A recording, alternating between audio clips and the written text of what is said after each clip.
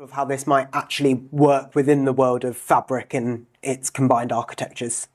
Yeah, so I guess one of the main sort of benefits with using Fabric is that you can pull data in from all different sources into one sort of platform.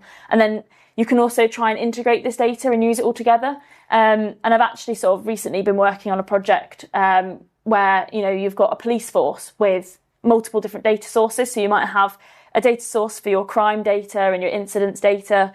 You might have a HR system with, sort of any employee data that you might want to be able to report on. You've then got your duty data, so who's on duty at what time. And then also another big sort of area for police forces, like your custody data and things like that.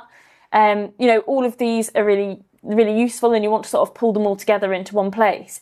Not just so that you can have all of that data within Fabric, but also potentially so you could maybe even look at creating a data model that incorporates all of the different data sources, and you can create conformed tables. So actually you have one central employee table that actually incorporates your HR data, your data that you've got for custody, and your data that you've got for your crime. So potentially you might be interested in what officers have dealt with sort of a detainee in custody, but then what officer was dealing with that crime and things like that. And you can see sort of the bigger picture of all of that information, and that can help with the insights that you're getting from your reports.